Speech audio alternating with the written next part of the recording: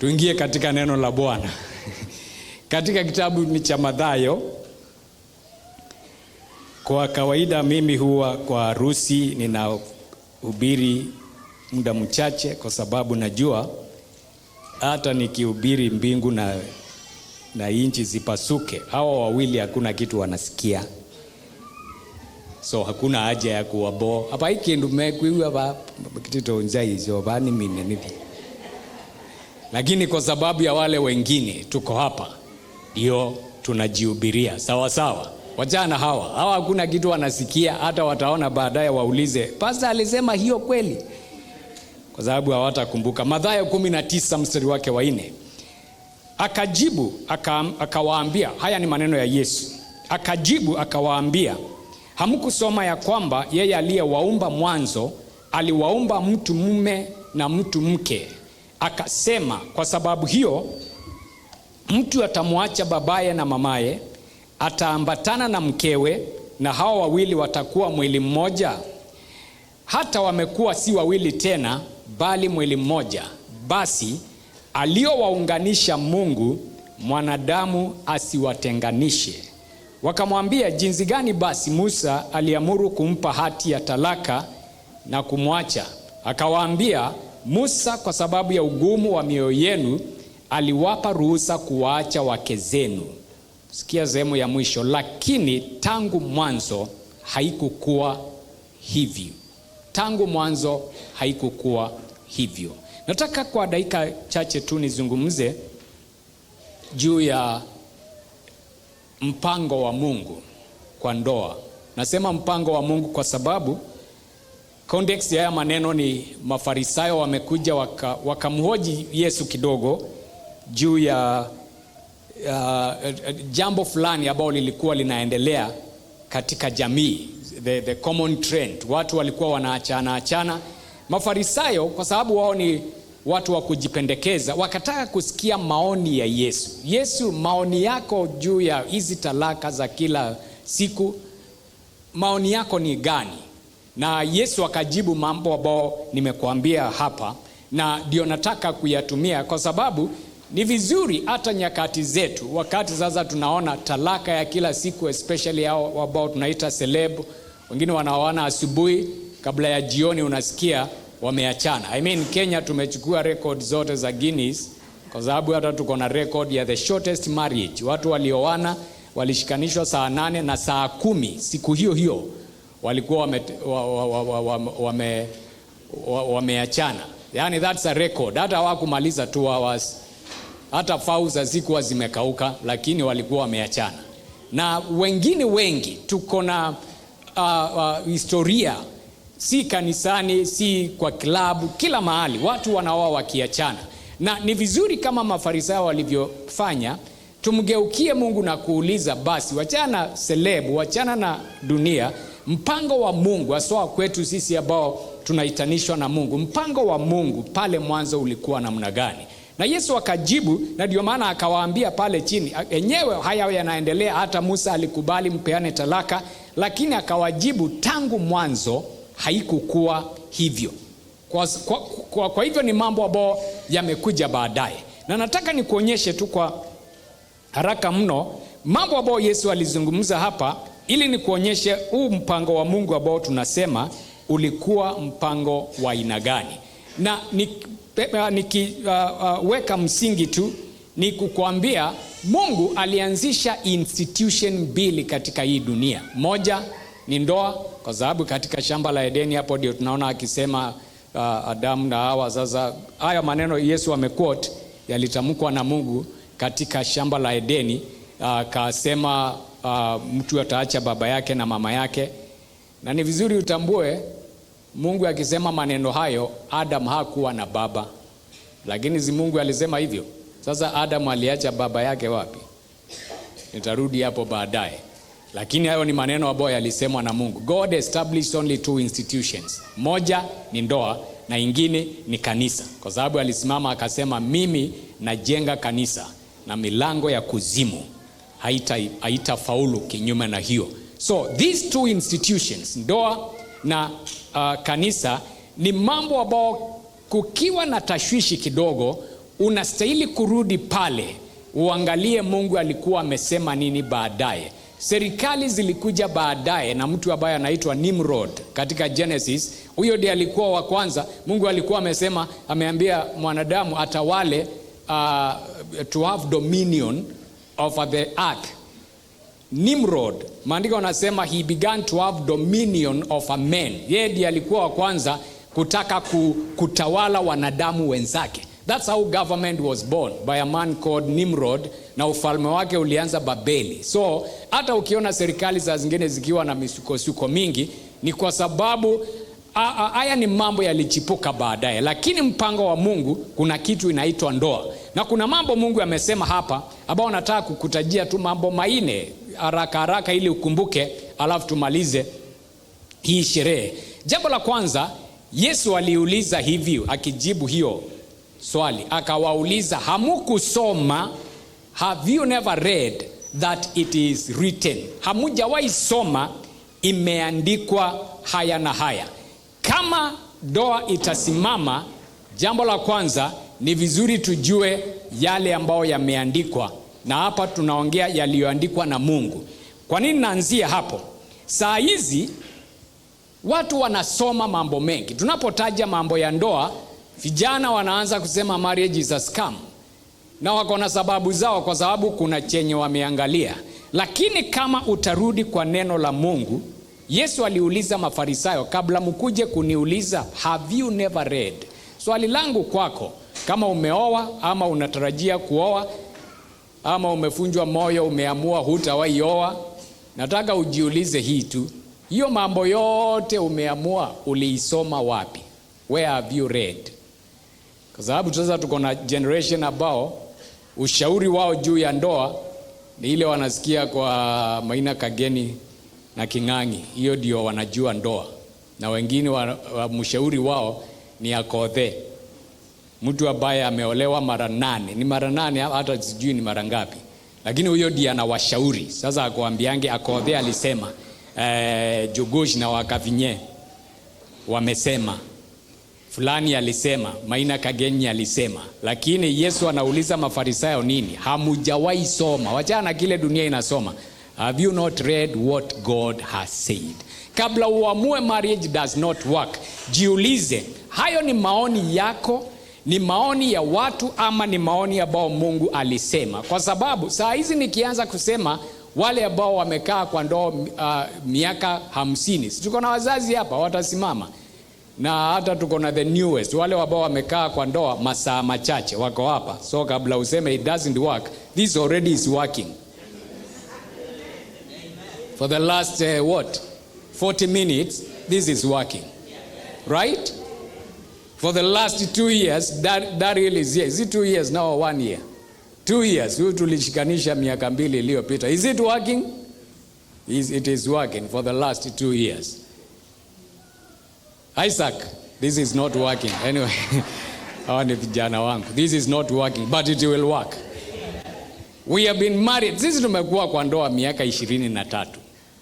And if you tell me it is a scam, you are looking at a 23-year-old scam. Do I look like a scam? Mimi nikioa hata sikuwa, huyo ni 1 GB. Mimi nilikuwa 500 MB. Na unaona sasa angalau nimepata tunyama. So when you tell me it's not working, ni yako haifanyi. Ile ya Mungu inafanya. Si ya wazazi, unaona kama hawa ni watu wa siku 2. And it is still working. Kanati you know? It is still working. Miaka ngapi? Ona maili likana. Ni ona maizo lilikana. Hii miaka ni mingi mpaka ni moolilwe.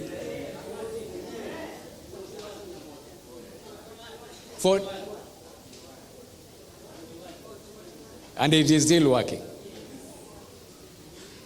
Yesu akawauliza, hamukusoma. So shida ya hiyo yako ambao haifanyi ni kwa sababu haukusoma.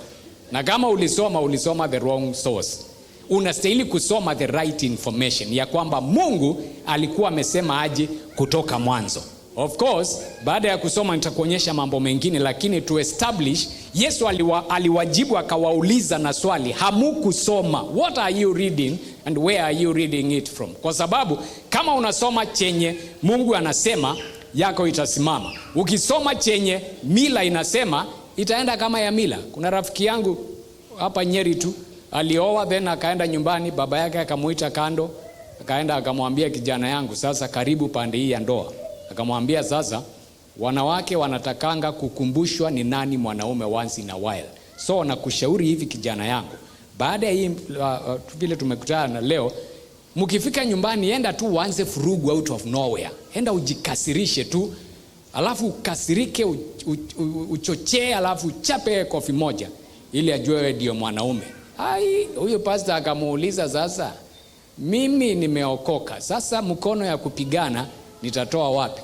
Sasa huyo mzee akamwambia, sasa kijana yangu, kama utafuata chenye na kuambia, hii ndoa yako itasimama. Sasa wakakutana miaka 4 baadaye, baba na mama wameachana. Sasa kijana akapasta, sasa akauliza baba yake, bado ile njia ya kofi inafanya kazi? Kwa sababu naona mamia mehama anakaa pale kwa soko, wewe unakaa peke yako. Sasa mzee akamwambia, I think siku hiyo nilikuwa nimechanganyikiwa. Mzee alikuwa ameanza kusoma kitu ingine. Yesu akawauliza, hamukusoma yenye Mungu alikuwa amesema? Wajana ile nani amesema? Kuna chenye Mungu alikuwa amesema. Bwana asifiwe. Jambo la pili, mambo haya ambao Yesu anasema iliandikwa in a very simple way. Akasema ni mume na mke ndio wanaingia kwa ndoa, a man and a woman. Hayo mambo tutayaongea vizuri tu, kwa sababu lazima tuyaongee. Ile haifanyi kazi kwa sababu haikuandikwa hivyo. Mungu hakuumba Adam na Steve, na hakuumba Eve na Evelyn. Aliumba Adam na Eve. Aliumba mwanaume na mwanamke. Hii ya mwanaume kwa mwanaume, hiyo haikuandikwa mahali. So hata ukijaribu kutafuta definition utapata. Hii ya mwanamke kwa mwanamke haikuandikwa mahali. Najua hii ni mambo inakasirisha. Mimi nimehubiri sana nje ya taifa hii kwa neema ya Mungu. Tumeenda South Africa kuhubiri, tukaitwa station kubwa ya TV na radio. Tukaambiwa tufike 1 hour kabla ya hiyo show. Tulidhani ni kujiandaa tu, kwenda tunapewa mkataba. Tunaambiwa mkiingia hii studio musitaje kitu inaitwa gay, musitaje neno lesbian, musiseme watu wasioane. Wewe stick kwa kusema Yesu anapenda watu.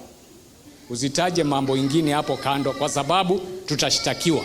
Nimeenda nchi inaitwa Philippines, nikaenda airport kwa nikitaka kujisaidia, kwa airport kadogo mji kanaitwa Tacloban. Wakaniambia sasa hii airport inafungangwa usiku, so ni kufunga tunafunga, hii ndege yenu ndio ya mwisho na vyoo zinaendelea kukliniwa. Lakini akaniambia, lakini kuna moja pale, if you don't mind unaweza ingia hiyo.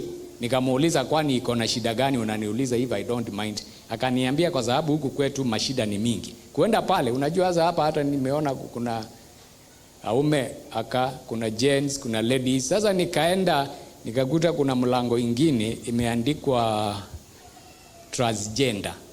Kaniambia sasa tulishtakiwa kama airport. Mtu alikuja hapa akasema hawezi ingia ya wanaume, hawezi ingia ya wanawake. Tukashtakiwa, tukalazimishwa kuweka ingine ambao haujui ni ya kina nani. Sasa akaniambia, kama wewe utakwazika unaweza kuingia hiyo. Wacha nikuambie, kuingia tu hata mimi nilisikia nimekwazika. Kwa sababu sasa ninatoka naangalia hiyo mlango, nauliza sasa mtu wako pale anaona nikitoka kwa hiyo mlango, sasa ataenda akisema mimi ni mwanaume, mimi ni mwanamke, ama atasema mimi ni nini? Why am I raising this matter? The Bible is very clear. God created a man and a woman. Na akasema huyo mwanaume na huyo mwanamke ndio wataoa. Shida ile tuko nayo ndio inachangia zingine kutosimama. Si mwanaume na mwanamume wanaoana, watu wanaona vitu zingine. Kijana anakuja kanisani, anaangalia kasichana kakiimba hapa, kama vile praise team yetu imefanya hapa, anaona muimbaji. Mwana azeka ngu tabi, pa hii mwini utoa hawa. na bai pastor twana. Usione vile mtu amehubiri useme hey, huyo pasisi yako vizuri nikiwa mke wake. Mapasta maitwana. Aume ni mama twana. Maijinia maitwana. Aume ni mama twana. Tuko pamoja? Hakusema injinia, hakusema wachungaji, hakusema mabishop, alisema mwanaume na mwanamke. Kwa nini nasema hivyo? Shida ingine inaingililia watu. Mwingine aliona pesa. Uzuri najua Charles, at least najua Charity hakuna pesa aliona. Lakini kuna mwingine kuna mwingine aliona pesa. Si ndio? Tunaona kuna kizazi cha wasichana wanasema mimi siwezi olewa na mwanaume broke. Mwenye anasema hivyo hana chochote. So kama wewe ni mwerevu ungekuwa na pesa zako really. Nashinda hapa ukituambia unataka mtu stable. Si wewe mwenyewe ukuwe stable. Tunapatana. Kila nataka uone si pesa inaoa. Kwa sababu chenye kinakula watu, yeye hakuona mwanaume, hakuona mwanamke, aliona pesa. Aliona hata anointing. Huyo kijana anahubiri sana, ningetaka anioe. Anointing haiwezi kukuoa. Hata mapasta, mke wangu kuna ka statement alisema, na hiyo ninashindanga nikisema kwa sababu ni ukweli. Tulipokuwa tunaposana, mimi bado nilikuwa mchungaji. Nilikuwa mchungaji 98, nikiwa 4th year. Na tulipoanza kuchumbiana, mimi bado niko uchungaji, akaniuliza, na wewe now that umeniambia hutawahi fanya kazi ya kuajiriwa, wewe ni mchungaji, mnataka unihakikishie tutakuwa tunakula nini? Kwa nini? Kwa sababu yeye alikuwa anajua si pastor anamuoa, ni mwanaume, na mwanaume ni kushughulikia jamii. So akaniambia hiyo, kuniambia wewe unaishi kwa imani. Mimi sijawahi ona sufuria inapikanga imani. Sufuria zile niko nazo zinapika ugali, zinapika mchele, zinapika muthokoi. And I had to assure wachana na kile ninafanyanga, wewe wachana na kile kazi ninafanya, wewe jua umeolewa na mwanaume. Ile kazi huyo mwanaume anafanyanga, hizo ni story zake. So nataka nikuulize, wewe ni nini uliona? Uliona pesa? Pesa zinaishanga. Ama zinakuanga mingi, zinatafutiwa mwingine wa kusaidia. That's why it's no longer working. Kwa sababu si mwanaume uliona, si ni pesa. Na zikaisha, ama zikakuwa mingi akakuletea mwingine msaidiane kukula. Sinakuanga hata huku kambani. Ng'ombe zingi pa muse ndaenda kuete mundungi. Au tethese kuithia ng'ombe hizi. Nundu wonete ng'ombe, ndu wonete mundume. Bandu ba kuona mundu muka wonete kindu fulani. Wonete umbe, na umbe nuthela. Tuko pamoja? A man and a woman. Hizo vitu zingine ni watu wamejiwekea, na hizo ndizo zinafanya inakosa kufanya kazi, kwa sababu Mungu hakuwa amesema maijinia. Hii mawazo mengi, mimi sitaki kuolewa na mtu anakaa hivi. Kama ni mwanaume, kama vile nimekuambia, mimi for a long time hata nikiwa nimeoa, trouser yangu nilikuwa navaa trouser number 28. Wewe unajua 28 ni trouser ya form 3. Na hiyo ndio ilikuwa trouser yangu. Na sasa sifai 28. Najua shida yetu ni ya kwamba sasa ile unaona ka generation kanataka wenye wameoa na wameolewa, ni kwa sababu hiyo wanaita sponsor. Wanataka mtu ambaye ametengenezwa na mwingine. Si wewe uchukue hiyo ka 1 GB ujitengenezee. By the way, Chalo, unajua hata hii certificate naenda kukupea saa hizi hakuna mahali inasema wife. Inasema bride. That's not a wife, that is a bride. Na kuna sababu wewe unaitwa bride groom, because you are supposed to groom the bride to become a wife. Umeoa msichana, usidanganywe hapa kila mtu anakuambia umepewa mke. Mimi na serikali ndio tunakuambia ukweli. Tumekupea bride. You are supposed to groom that bride to become a wife. Hata Genesis ile ya Isaac inasema Isaac took the wife Rebecca to his mother's tent and made her his wife. Kipeti ni kuzoba kizobo. Watu akeli tu. Ni kusobyo dio sobyo. The same na Charity. Uni kumusobyo musobyo. Eze kulunga lazi okay. Muume wa mundu. Na hapo ndio kazi iko. Wakati Yesu alisema Mungu aliumba mume na mke, alikuwa anataka kuondoa hiyo mawazo mengine. Hati mimi niliona hivi, niliona mwimbaji, niliona sijui nini. Hata kanisani usidanganyike. Mimi nimekuwa mchungaji sasa inaelekea miaka 30. Usidanganyike ati uanze kusema nilienda kanisani nikaona kijana mzuri. Hata kanisani utapata tu mikora. So usijidanganye ati huyu nilitoa kanisani. Hata kanisani mikora iko tu. Sio kanisa ni hospitali. Kanisa ni wapi? Kanisa ni hospitali, na hospitali kuna watu hawajapata dawa. Dawa yao haijapatikana, ugonjwa yao haijapata dawa. So the fact ya kwamba ulimkuta hapa si kumaanisha tumepata dawa yake. Wengine na reference tunaendelea kufanya uchunguzi tujue dawa gani tutadunga yeye. So usiseme, usiangalie sana hiyo story nilimtoa kanisani. Angalia kwanza kama ni mume, ni mke ambao unaweza kuenda kumtengeneza kwa msaada wa Mungu. Jambo la tatu, maandiko yanasema huyo mume ataacha. Leo tuko hapa, umesikia nikiambia wazazi waseme kama wapeana. Kwa nini? Kwa sababu leo kila mmoja wenu ameacha. Hata ukienda kukaa hapo kwa compound ya baba yako Chalo, umeacha. Kuna harusi tulienda nikafurahia sana. Baba yake tulipomuita aongee kwa reception akasimama akasema leo nimepata jirani. Kila mtu akamwangalia akasema, akaita kijana yake akasema huyu mzee ni mzee jirani na ni kijana yake, ili amkumbushe sasa tukifika nyumbani wewe uko na kwako, wewe ni jirani yangu. Hiyo kuacha ni ile kumaanisha sasa kuanzia leo unajua wewe na Charity mumeacha. Mahali mnakaa, hata kama mnakaa hapo nyumbani, that's another matter, lakini in your heart ujue kuna kitu nimeacha ili nifanyike kitu fulani. Maandiko yanasema ili wafanyike mwili mmoja. Hii mambo ya, hata nilisikia sasa kuna terminology mpya. Hati kuna watu wako kwa marriage lakini ni day scholars.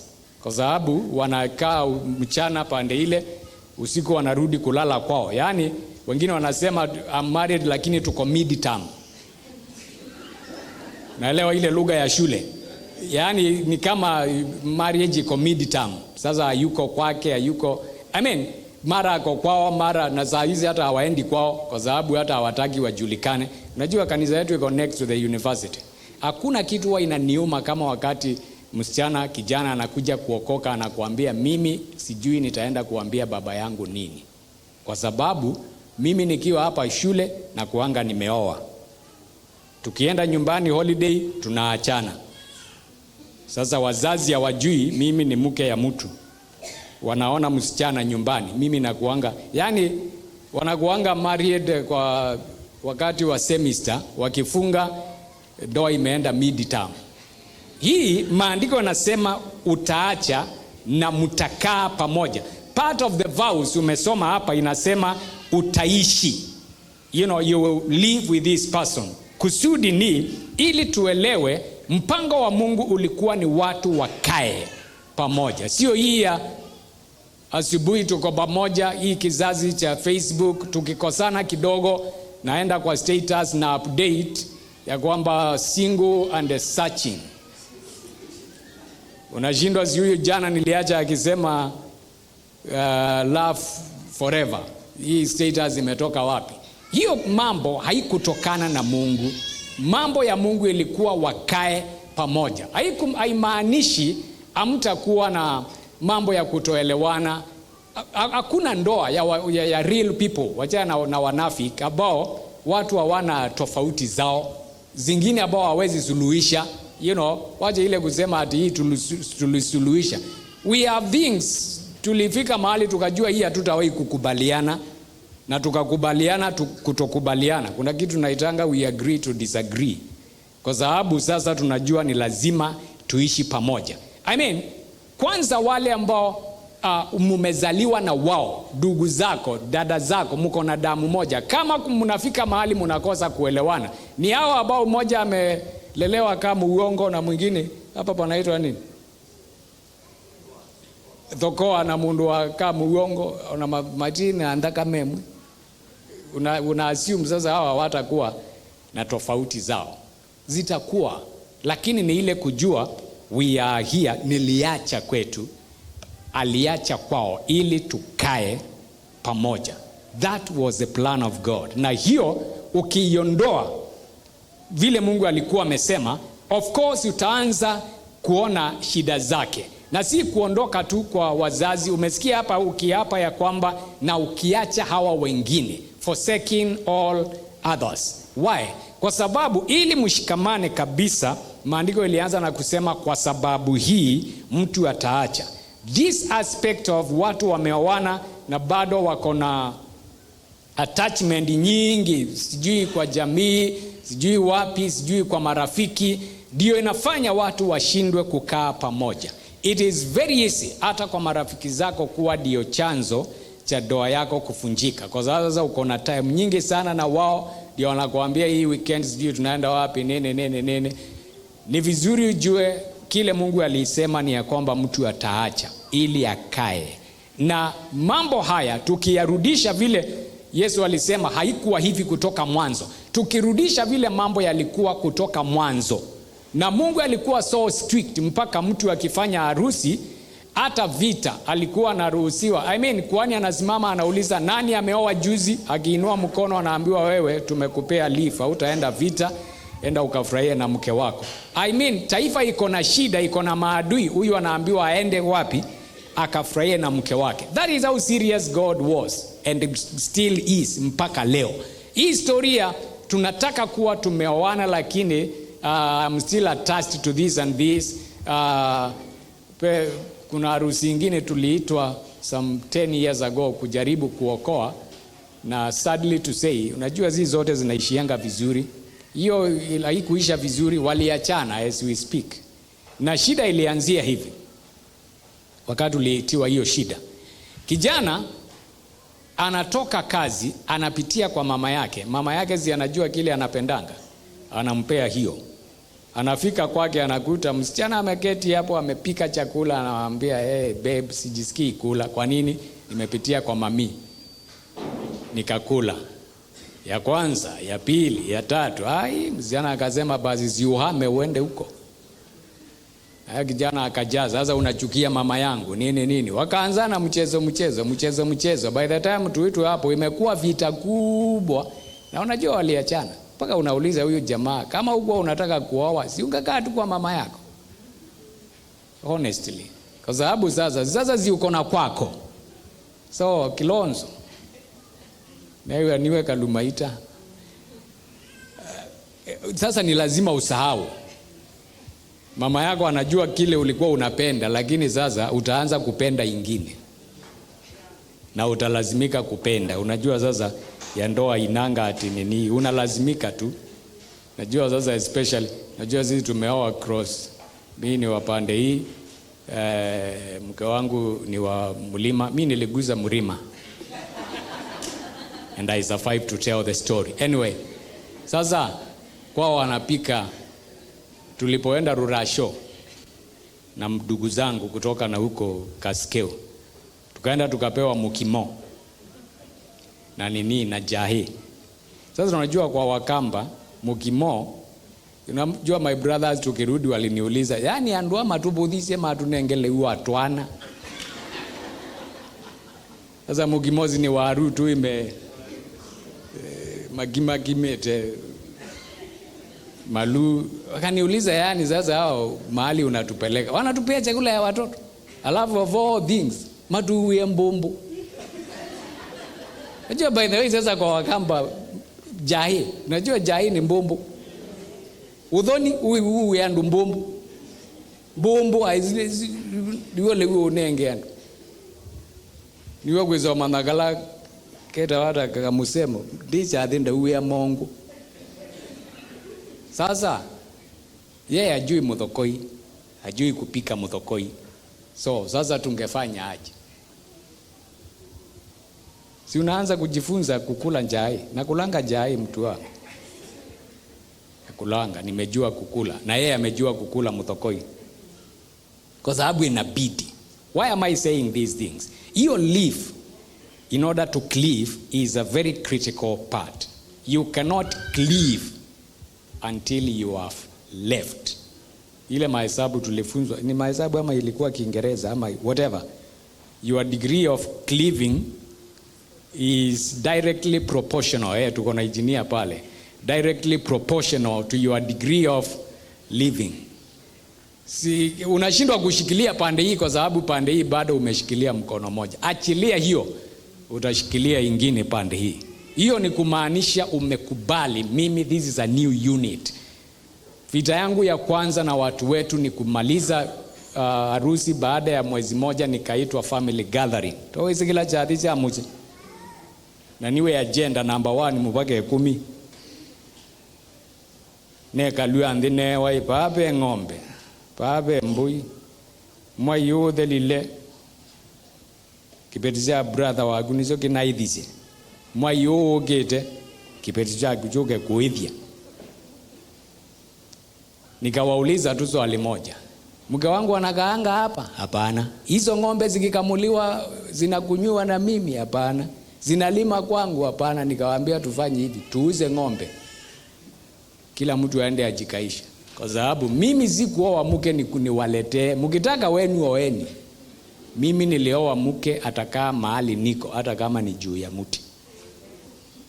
Na nikathukia mata, nikasema hiyo mkutano imeisha.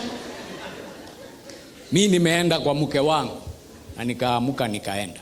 Mpaka leo hata kikiumana mama yangu ananikumbushanga, siku hiyo ndio tulijua umeoa. Kwa sababu for the first time ulikataa kusimama na sisi, ukasimama na nyumba yako. Kwa sababu hukuoa kwa sababu ya wazazi. Ni vizuri kusaidia wazazi chalo, lakini hukuoa kwa sababu ya wazazi. Ulioa kwa sababu yako. So story ya umwache nyumbani, wewe uende sijui Somalia, unless ni mpango yenu, hiyo itakuramba. And one of the things I have learned, and I thank God I have a spiritual father ambaye huwa ana insist. Mimi huwa naenda sana inchi za nje. Aliniambia, na mke wangu ni shahidi, akaniambia, kijana, unaenda mataifa na ni mimi nilikuingiza huko na nimekubariki. Lakini nikusikie umekaa mahali wiki 3 na hukuenda na mke wako, nitakukujia hapo. Na hiyo ikakuwa imeishia hapo. Tunaenda inchi nyingi, lakini wiki 2 zikiisha lazima nirudi nyumbani kwanza. Kwa sababu unless nilienda na mke wangu, alisema hiyo hapana. Why? Kwa sababu hata kama ni huduma na mambo kama hayo, si kuoa ni muache nyumbani niende nikazurure. I was to live so that I can cleave. Na ikiwezekana hata kama unafanya kazi mbali, Mungu akusaidie, hata kama ni matransfer ama whatever, mkue mahali mko karibu. Why? Kwa sababu mpango wa Mungu ni watu waishi. Hatukuwa tunaoa mtu wa once in a while. And that's why nilianza na kusomea Kutoka mwanzo haikukuwa hivyo. Adam alikuwa anakaa hapo, na hata wakati shetani alikuja, si bado ni vile tu Adam najua wanaume hawana mambo mengi. Ni Adam sikia amechoka na maneno ya mama. Na chalo kangu tabia, unaona vile wakati wa kukatiana mwanaume ndiye anakuanga na maneno, inaishianga hapo. Mkioana maneno inarudi pande hii nyingine. Ile wako wanaongea, na vile ulikuwa unamuongelesha aongea nafanya hivi, itaanza leo. Sasa wewe ndiye utakuwa unakula makucha hivi kwa sababu ya ile maneno umepewa. Yaani Eve aliboeka akaenda kuongelesha nyoka kwa sababu Adam aongei, amechoka na kuongea. But they were still together in that garden. And that is the point I'm trying to make. Mpango wa Bwana ilikuwa ni watu waishi, watoke ili waishi pamoja. Tukienda vile ilikuwa mwanzo, ndoa itasimama. Tuache kusoma vitu zingine. Kaikwetu kicha kingangi na kaina maina mundu onote kibeti. Yaani wewe kutabiondo ukizotoana. Sikilizeni kile Mungu alisema. Hamukusoma, imeandikwa hivi. Wacha kuambiwa na sijui lawyer alisema, na hata utaambiwa mpaka na wahubiri. Watakuja na mawaidha. Mwingine alikuja kufunza. Wachungaji za zingine tunajioneanga mambo. Tumeita mtu kufunza, wamama akaanza kuambia sasa, sasa unajua hata kama wewe ni mchungaji, mke wa mchungaji, Saa zingine hao wanaume, so akaanza kuambia wamama wakikuja hata kuniona wanampea bahasha kando wakiwa wameficha. Sasa baadaye nikamuuliza, sasa hapa kwangu kwani kuna pesa yangu na yake? Ati sasa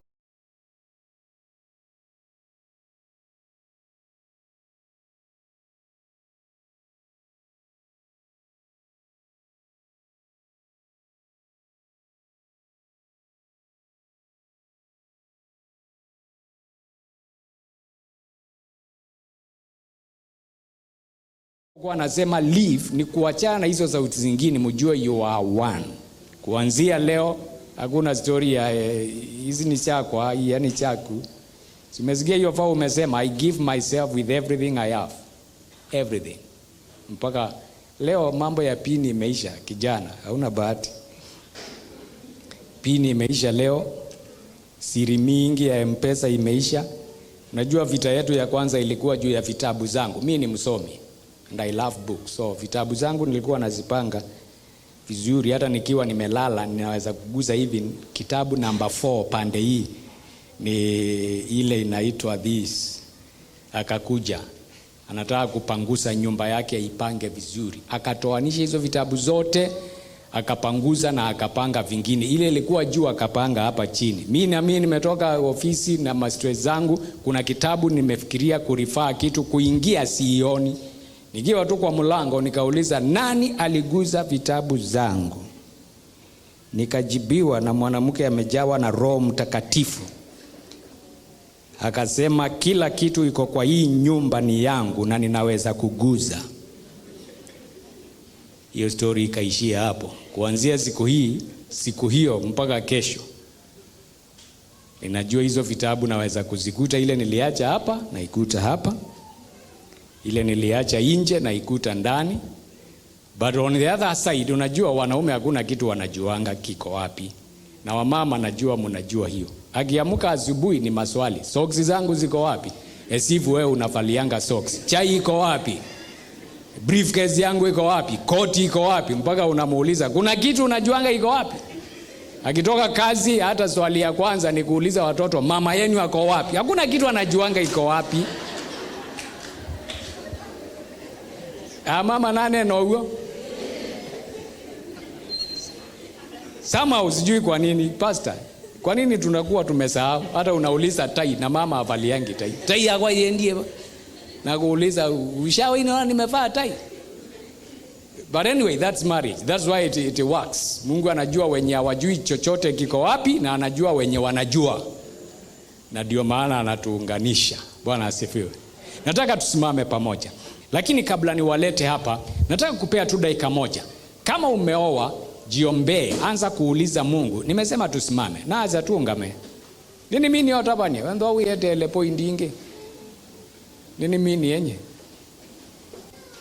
Oza ndatike mu ipoje ukuliengai wa siti hata yulua musio wako. Kama hujaoa, ni wakati mzuri wa kuambia Bwana nisaidie. Nione mwanaume, nione mwanamke. Nisione pesa, nisione urembo, nisione titles, nisione hizo. Nione mwanaume, kwa sababu hiyo ndio Mungu anataka, nione mwanamke. Jiombee dakika moja kabla tuwalete hapa. Bwana tunakushukuru. You are so good. Lord, whatever you said in the very beginning is what will stand, and we are here as witnesses today. Tuko hapa kama mashahidi ya kwamba kile ulikusudia, kile ulisema ndicho ambacho kitasimama katika maisha yetu na katika maisha hao wawili. Bwana ninakuomba, wacha mkono wako ukawe juu ya hao wawili hata wanapoanza maisha yao pamoja. Na kila mtu aliye hapa, ninaomba mawazo yao yakarudi pale mwanzo vile ambavyo ulisema. Mawazo yao yasikuwe yamejawa na kile dunia imesema. Mawazo yao yasikuwe yamechafuliwa na yale mambo wameona kwa mtandao, bali mawazo yao yakarudi mahali pale mwanzo vile ulikuwa umekusudia, ili tujenge jamii ambazo zitasimama katika jina kuu la Yesu. Asante Bwana kwa wema na kibali chako. Katika jina kuu la Yesu tunaomba na kuamini. Amen.